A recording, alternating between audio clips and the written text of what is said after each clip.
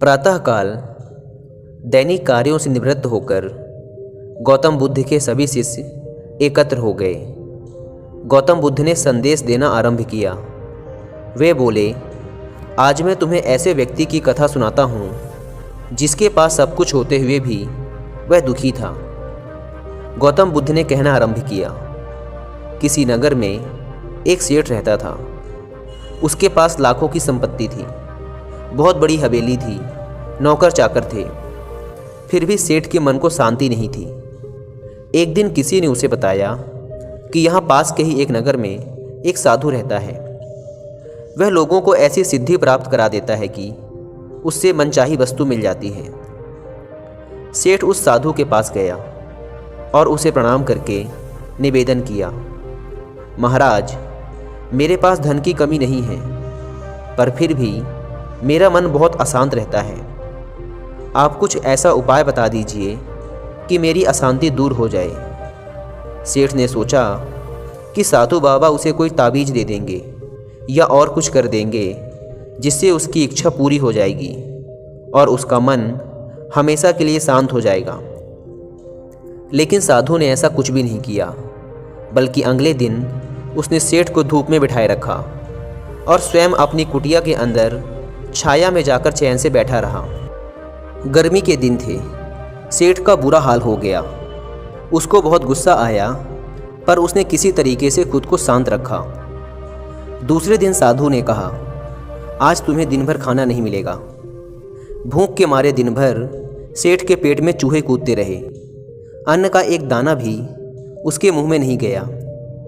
लेकिन उसने देखा कि साधु ने तरह तरह के पकवान उसी के सामने बैठकर बड़े आनंद से खाए। सेठ उस रात बहुत परेशान रहा। वह एक क्षण को भी नहीं सो पाया। उसे नींद ही नहीं आई। वह रात भर सोचता रहा कि साधु तो बड़ा स्वार्थी निकला। तीसरे दिन सवेरा होते ही उसने अपना बिस्तर बांधा और चलने को तैयार हो गया। तभी साधु बाबा उसके सामने आकर खड़े हो गए और बोले, सेठ, क्या हुआ? सेठ ने कहा, मैं यहाँ बड़ी आशा लेकर आपके पास आया था, लेकिन मुझे यहाँ कुछ भी नहीं मिला। उल्टे मुझे ऐसी मुसीबतें उठानी पड़ी जो मैंने अपने जीवन में कभी नहीं उठाई, इसलिए मैं जा रहा हूँ। साधु हंसकर बोला, मैंने तुम्हें इतना कुछ दिया पर तूने कुछ भी नहीं लिया। सेठ ने आश्चर्य के भाव से साधु की ओर देखा और बोला, आपने तो मुझे कुछ भी नहीं दिया। साधु ने कहा, सेठ, पहले दिन जब मैंने तुम्हें धूप में बिठाया और स्वयं छाया में बैठा रहा, तब मैंने तुम्हें बताया कि मेरी छाया तेरे काम नहीं आ सकती। जब मेरी बात तेरी समझ में नहीं आई तो दूसरे दिन मैंने तुम्हें भूखा रखा और स्वयं खूब अच्छी तरह खाना खाया। उससे मैंने तुम्हें समझाया कि मेरे खा लेने से तेरा पेट नहीं भर सकता।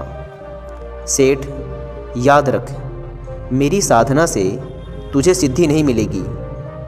तूने अपना धन अपनी मेहनत से कमाया है और शांति भी तुझे अपने पुरुषार्थ, साधना और अपनी मेहनत से ही मिलेगी।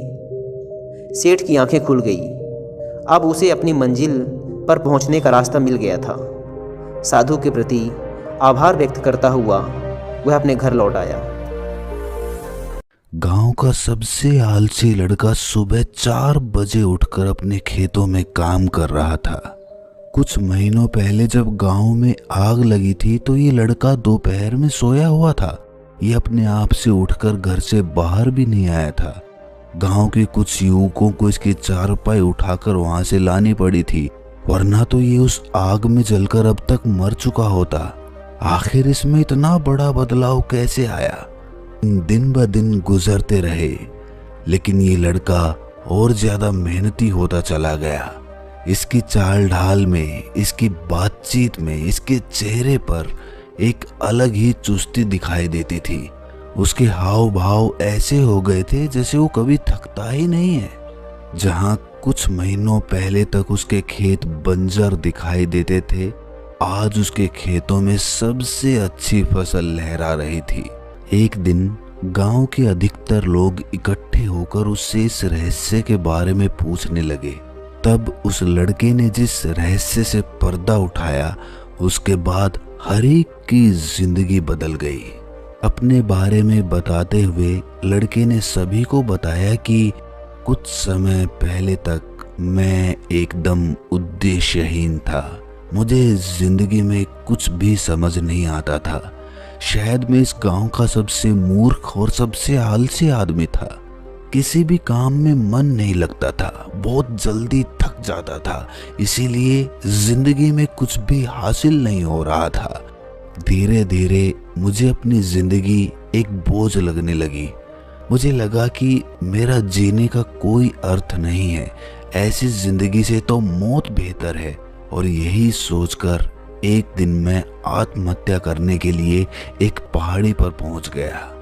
लेकिन जब मैं पहाड़ी की तलहटी में पहुंचा तो मेरे में इतनी भी ऊर्जा नहीं थी कि मैं चढ़कर उस पहाड़ी के शिखर तक पहुंच जाऊं, जहां से कूदकर मुझे आत्महत्या करनी थी। और तब मुझे कुछ महसूस हुआ कि जिंदगी जीने के लिए ऊर्जा चाहिए, लेकिन मरने के लिए भी ऊर्जा चाहिए। और अगर मैं ऊर्जा पाकर मरने की सोच सकता हूं तो मैं जीने के बारे में क्यों नहीं सोच सकता। तभी वहां से 3 बुजुर्ग सन्यासी गुजरे जो कि उस पहाड़ी के शिखर की तरफ जा रहे थे। मैंने उनकी चाल ढाल देखी, वो एकदम चुस्ती से भरे हुए थे। बिना थकावट के वो शिखर पे चढ़ते जा रहे थे और मैं उन्हें देखकर पश्चाताप से भर गया कि इतने बुजुर्ग हैं, इतनी उम्र हो चुकी है और मैं जवान हूँ, फिर भी मैं उनका मुकाबला नहीं कर पा रहा हूँ। लानत है मेरी जिंदगी पर। और ये सोचकर मैं वहीं पर बैठकर फूट फूट कर रोने लगा। मैं चीख चीख कर रो रहा था और अपने हाथ उस चट्टान पर बार बार मार रहा था। इसके बाद वो सन्यासी मुझे देखकर पलटकर मेरे पास पहुंचे और मुझसे कहने लगे कि बेटा, तुम्हारी जो भी समस्या है वो समस्या बिल्कुल दूर हो जाएगी। इस पहाड़ी के शिखर पर हम तीनों आश्रम बनाकर रहते हैं। पास में ही जो जंगल है उसमें ऐसी ऐसी जड़ी बूटियां हैं जो तुम्हारे आलस्य को तो क्या, तुम्हारे मन को भी खुशी से और आनंद से भर देंगी। ये सुनकर अचानक वो लड़का रोते रोते स्तंभित हो गया। उसने उनसे पूछा कि बाबा, आपको कैसे पता कि मैं एक आलसी आदमी हूँ? आपको कैसे पता कि मैं अपने आलस्य से परेशान हूँ? मैंने तो आपको कुछ बताया भी नहीं और आपने बिना कुछ पूछे ही जान लिया कि मैं किस चीज से परेशान हूँ। एक सन्यासी ने मुस्कुराते हुए कहा कि बेटा, सन्यासी की आंखों से कुछ नहीं छुपता है। जो असली संत होता है वो देखते ही पहचान लेता है कि इसे क्या समस्या है। मैं तुम्हारी समस्या अच्छी तरह से समझ गया हूँ।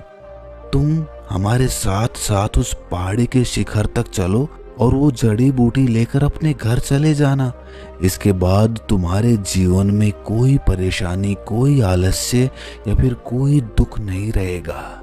पहाड़ी के शिखर तक पहुंचना आसान नहीं था। बार बार वो थक जाता था, बीच में बैठ जाता था, लेकिन जब अपने आगे बुजुर्गों को एकदम चुस्ती के साथ चलता हुआ देखता था तो फिर से मुझे प्रेरणा मिलती थी।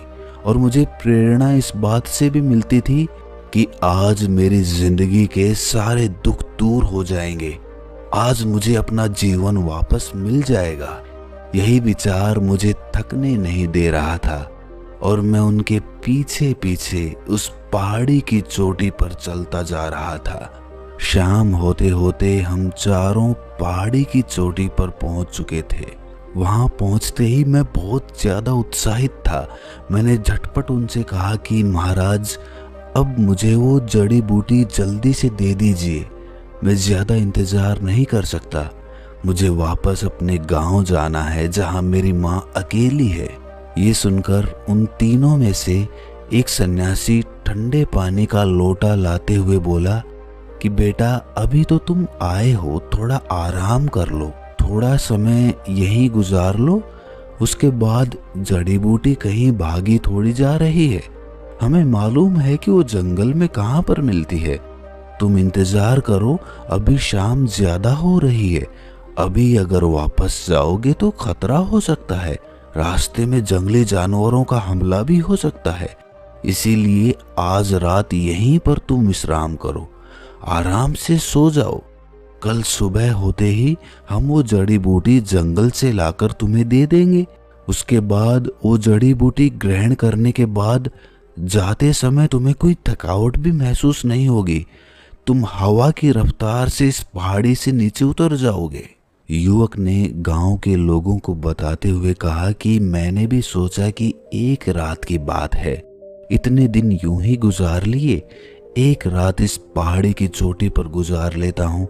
वैसे भी रात हो चुकी थी और सुबह होते ही मैंने वो जड़ी बूटी लेकर वापस आने का निश्चय कर लिया था। मैं उन तीनों सन्यासियों के साथ उस पहाड़ी की चोटी पर खुले आसमान के नीचे लेटा हुआ था। आसमान में तारे टिमटिमा रहे थे, पूरा चांद दिखाई दे रहा था जिसकी चांदनी में वो पूरा जंगल नहा रहा था। लेटे लेटे ही एक सन्यासी ने मुझसे पूछा कि बेटा, तुम अपने जीवन में क्या करना चाहते हो? अगर जड़ी बूटी से तुम्हारा आलस्य दूर हो जाता है, तुम्हें ताकत मिल जाती है, दोबारा से जीवन का एक नया संचार तुम्हारे अंदर पैदा होता है, तो तुम अपने जीवन में क्या करोगे? ये सवाल सुनकर मैं सोच में पड़ गया, क्योंकि मैंने खुद नहीं सोचा था कि मुझे जीवन में करना क्या है। इसीलिए मैंने उनसे कहा कि बाबा, आज तक मैंने निश्चय नहीं किया कि मुझे जीवन में करना क्या है, और आज जब आपने ये सवाल पूछा तो मैं इसका कोई उत्तर दे ही नहीं पा रहा हूँ, कुछ भी नहीं सोच पा रहा हूँ। ये सुनकर वो सन्यासी हंसते हुए कहने लगा कि बेटा, अगर तुम्हें पता ही नहीं है कि तुम्हें जीवन में ताकत हासिल करके करना क्या है, तो उस ताकत हासिल करने का क्या फायदा? इससे अच्छा तो ये जड़ी बूटी किसी ऐसे आदमी को दी जाए जो मानवता की भलाई के लिए, दीन दुखियों का सहारा बनने के लिए अपने जीवन में काम करे, तो शायद इस जड़ी बूटी का कुछ फल हमें प्राप्त होगा। ताकत हासिल करके भी कुछ नहीं करोगे तो फिर हम तुम्हें ये जड़ी बूटी क्यों दें? तीनों सन्यासी आपस में सलाह मशविरा करने लगे और आखिर में एक सन्यासी ने कहा कि बेटा, ये जड़ी बूटी हम तुम्हें यूं ही नहीं दे सकते। तुम अपने गांव सुबह होते ही वापस लौट जाओ और किसी ऐसे युवा को लेकर आओ जो कुछ जीवन में करना चाहता हो। ये सुनते ही मुझे एक धक्का सा लगा। मुझे एहसास हुआ कि मेरे साथ बहुत बड़ा छल हो गया है। अगर इन्हें जड़ी बूटी देनी ही नहीं थी तो ये मुझे इस पहाड़ी के शिखर तक क्यों लेकर आए? मैं इतना थक गया हूँ, इतनी मेहनत की मैंने चढ़ने में, और मेरे साथ इतना बड़ा धोखा कर दिया। लेकिन वो लड़का उन सन्यासियों से कुछ ना बोला। सुबह होते ही वो उन सन्यासियों से आशीर्वाद लेकर उस पहाड़ी से नीचे उतरने लगा और गांव में पहुंचकर एक लड़के को अपने साथ लेकर उस पहाड़ी के शिखर पर अगले दिन दोबारा से पहुंच गया। और इस बार जिस मित्र को अपने साथ वो लेकर गया था, उसे उसने रास्ते में ही समझा दिया था कि तुम्हें उन सन्यासियों से क्या कहना है, जिसके बाद वो हमें जड़ी बूटी वापस मिलेगी। शाम होते होते वो पहाड़ी के शिखर पर पहुंच चुके थे। पहाड़ी के शिखर पर पहुंचते ही तीनों सन्यासी उस युवा को देखकर मुस्कुराने लगे। उन्होंने मुझसे कहा कि तुम तो बड़ी जल्दी वापस आ गए। क्या ये युवक अपने जीवन में कुछ अच्छा काम करना चाहता है? उसके मित्र ने तपाक से कहा कि बाबा, मैं अपने गांव का भला करना चाहता हूँ।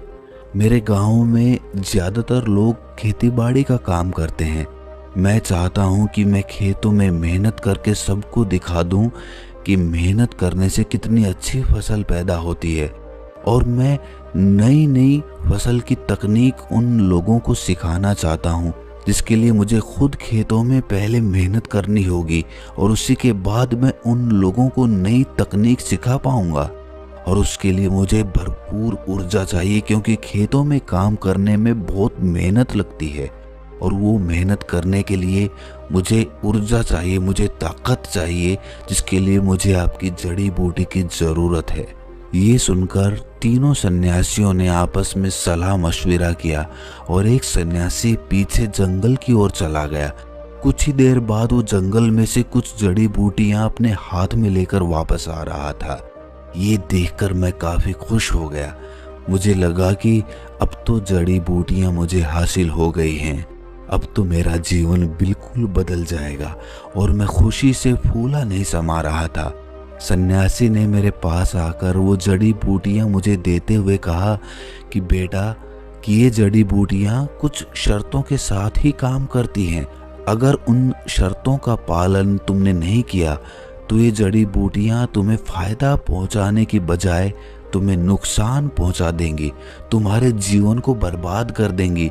जितने दुर्बल और कमज़ोर तुम हो, इससे भी ज़्यादा दुर्बल तुम हो जाओगे। तो सोच समझकर इन जड़ी बूटियों को ग्रहण करना। ये सुनकर मैं अचानक से सावधान हो गया और मैंने उन सन्यासी से हाथ जोड़कर कहा कि महाराज, आखिर वो क्या शर्तें हैं? सन्यासी ने 3 शर्तें रखी। पहली शर्त ये थी कि तुम्हारे जीवन का लक्ष्य एकदम स्पष्ट होना चाहिए। स्पष्ट लक्ष्य होने के साथ साथ अगर तुमने कभी भी अपना लक्ष्य बदला, अपने मन को अपने लक्ष्य से दूर हटाकर किसी और काम में लगा दिया, तो ये जड़ी बूटियां कुछ काम नहीं करेंगी। इसीलिए सोच समझकर अपने लक्ष्य को चुनना, क्योंकि एक बार अगर तुमने लक्ष्य चुन लिया तो उस लक्ष्य से तुम पीछे नहीं हट सकते। दूसरी शर्त ये है कि अपने लक्ष्य को हासिल करने के लिए तुम्हें रोज अपने छोटे लक्ष्य तय करने होंगे।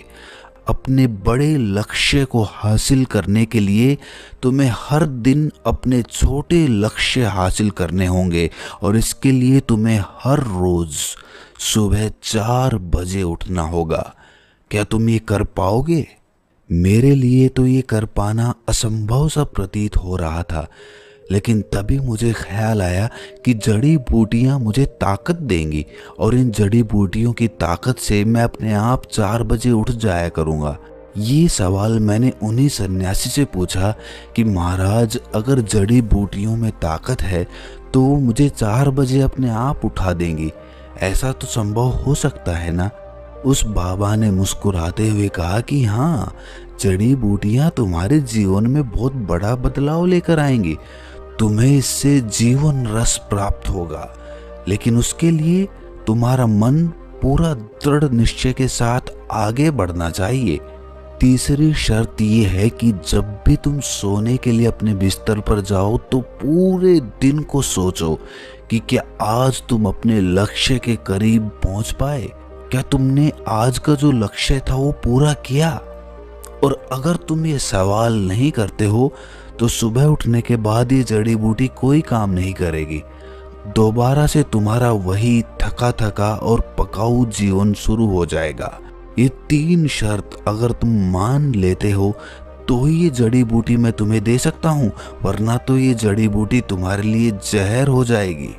मैंने और मेरे मित्र ने हाथ जोड़कर उस सन्यासी से कहा कि महाराज, हम किसी भी हालात में इन 3 शर्तों का पालन अवश्य करेंगे। इसके बाद उस सन्यासी ने कुछ मंत्र पढ़कर वो जड़ी बूटी मुझे थमा दी और इसके बाद हम उस पहाड़ी से वापस लौट आए। ये रहस्य सुनकर सभी गांव वाले बड़े उत्तेजित हो गए। उन्होंने कहा कि क्या ये उसी जड़ी बूटी का कमाल है कि तुम इतने ऊर्जावान रह पाते हो? हमें भी वो जड़ी बूटी चाहिए। कृपया करके हमें भी बताओ कि वो सन्यासी किस पहाड़ी के शिखर पर रहते हैं। ये सुनकर वो युवक जोर जोर से हंसने लगा। ये देखकर सभी गांव वाले आश्चर्यचकित हो गए कि आखिर ये हंस क्यों रहा है। इसके बाद युवक ने जो उस गांव वालों को बताया, उसके बाद सभी गांव वाले फूट फूट कर हंसने लगे। वो इस प्रकार हंस रहे थे कि उनकी आंखों से आंसू टपक रहे थे। युवक ने उनको बताया कि 1 महीने तक मैंने 3 शर्तों का पालन किया, उस जड़ी बूटी को ग्रहण करता रहा और मुझे एहसास हुआ कि वो जड़ी बूटियां मुझे बहुत ताकत दे रही हैं। और 1 महीने बाद मैं उन सन्यासियों को धन्यवाद कहने के लिए दोबारा से उस चोटी के शिखर पर पहुंचा और उन्हें हाथ जोड़कर कहा कि महाराज, आपने मेरा जीवन बदल दिया। मुझे उन जड़ी बूटियों से बहुत ताकत मिली। पहले दिन तो सुबह उठना मेरे लिए कष्टकारी था, लेकिन बावजूद इसके मैं सुबह उठा, मैंने अपना लक्ष्य चुना और उस लक्ष्य पर पूरे दिन काम किया और रात में सोते समय अपने आप से पूछा कि क्या मैंने अपना वो लक्ष्य पूरा कर लिया।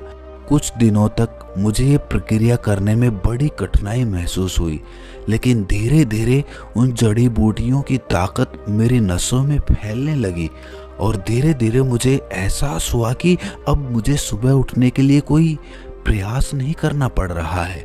मैं अपने आप सुबह उठ जाता था, मेरी आंख अपने आप ब्रह्म मुहूर्त में खुल जाती थी और इसीलिए मैं आपको धन्यवाद करने के लिए आया हूँ।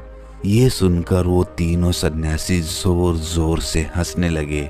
उन्होंने कहा कि बेटा, हमने तुम्हें कोई ऐसी जड़ी बूटी नहीं दी थी जिनमें कोई विशेष ताकत हो। वो तो जंगल की साधारण सी पत्तियां थी, उनमें कोई खास या विशेष ताकत नहीं है। वो ताकत तुम्हारे अंदर है, तुम्हारे लक्ष्य में वो ताकत है जो तुम्हें अपनी ओर खींचता है, जो तुम्हें मेहनत करने के लिए मजबूर करता है। इसीलिए जब दृढ़ निश्चय होता है, जब मन मजबूत होता है, तो तुम्हें किसी जड़ी बूटी की, किसी औषधि की या किसी प्रेरणा की कोई आवश्यकता नहीं रहती है। अगर हम तुम्हें शुरुआत में ही ये सारी बातें बताते तो तुम विश्वास ही नहीं करते। इसीलिए तुम्हारे अवचेतन मन को विश्वास दिलाने के लिए हमने तुम्हें वो जड़ी बूटी दी थी। उस जड़ी बूटी का कोई खास उपयोग है ही नहीं, वो सिर्फ तुम्हारे अवचेतन मन में एक लक्ष्य बिठाने के लिए थी। और एक बार जब वो बात तुम्हारे अवचेतन मन में प्रविष्ट हो गई तो तुम्हारे अवचेतन मन ने अपने आप तुम्हें ऊर्जा प्रदान करनी शुरू कर दी। उसके बाद तुम्हारा अवचेतन मन ही तुम्हारे लिए जड़ी बूटी बन गया था। आज तक तुमने अपने अवचेतन मन की शक्तियां जाने ही नहीं, क्योंकि अवचेतन मन को समझाना इतना आसान नहीं होता है। अवचेतन मन को समझाने के लिए उसे बेवकूफ बनाना पड़ता है। तुम हम पर विश्वास कर रहे थे, इसीलिए तुम्हें इस जड़ी बूटी की बात पर भी पूरा भरोसा हो गया था और इसीलिए उस जड़ी बूटी के माध्यम से वो बात तुम्हारे अवचेतन मन में प्रविष्ट हो गई, प्रवेश कर गई और उसके बाद अपने आप चमत्कार घटित होने शुरू हो गए। इसमें ना तो हमारा कोई चमत्कार है, ना ही उस जड़ी बूटी का कोई चमत्कार है। चमत्कार है तो तुम्हारे अवचेतन मन का। अपने अवचेतन मन को धन्यवाद करो, उसे समझो। उसके बाद जीवन में बड़े से बड़ा लक्ष्य हासिल करना सिर्फ चुटकियों का खेल होगा।